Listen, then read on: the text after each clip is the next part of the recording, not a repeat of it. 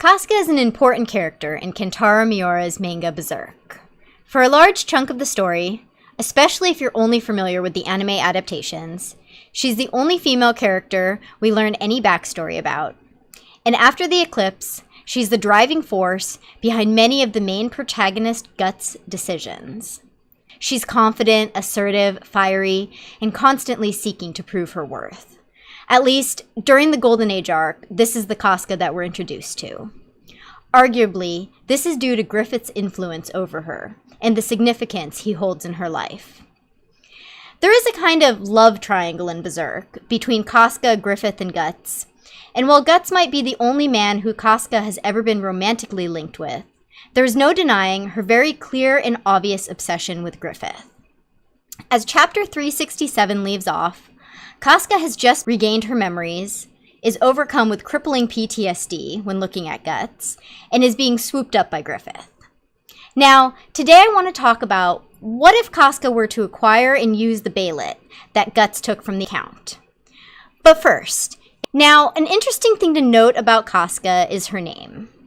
Kentaro Miura has used symbolism many different places throughout his manga, and Casca is no different. The name Casca means something akin to a shell or a husk, and this is a pretty adept description of the persona Elaine, who Casca is portrayed as throughout most of the series. She's literally a husk of Casca's former self, which we even see in the broken doll portrayal of Casca in her dreamscape. The thing about a husk, though, is that it's easily filled, which is why Casca was so loyal and devoted to Griffith. Griffith came and saved her during a traumatic event, so he was therefore elevated to a godlike status in her eyes. And I honestly do not think his treatment of her during the eclipse is what had a damaging effect on her mind, evidenced by the fact that even as Elaine, she instinctively seeks out Griffith. And once her memories return, she's re-traumatized by looking at Guts, but not at Griffith. I've also long held a theory that during the dreamscape sequence, when she kept saying that there's someone that she wants to see, that Farnese and Cherokee just assumed she meant Guts because they don't know about her infatuation with Griffith.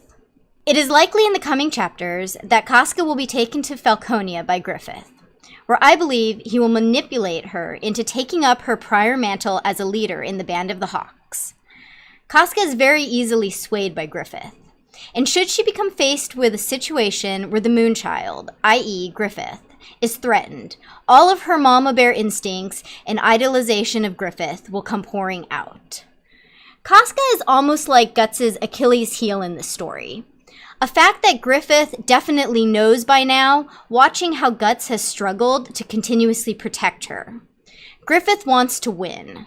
Griffith wants Guts to suffer, because at this point, Guts has shown that he is the only thing standing in Griffith's path to ruling everything. We have to remember, too, that Casca still wears the mark of sacrifice. And what better way for Griffith to use her than as a weapon against Guts? Should Casca activate the Bailet and become an apostle, she will become a force to reckon with. One who Guts would have a hard time fighting against, not just because of her warrior instincts and skills with the sword, but because of his own emotional attachment to her. Skull Knight has repeatedly warned Guts to keep the number of those he cares for to 1.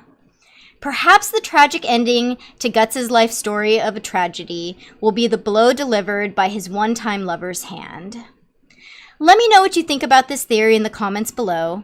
Do you think Casca will join Griffith to help him achieve his dream once and for all? Or do you think something else might happen? Do you think Casca might sacrifice herself in order to kill off Griffith? Let me know, and I'll see you all next time, Outlaws. Bye!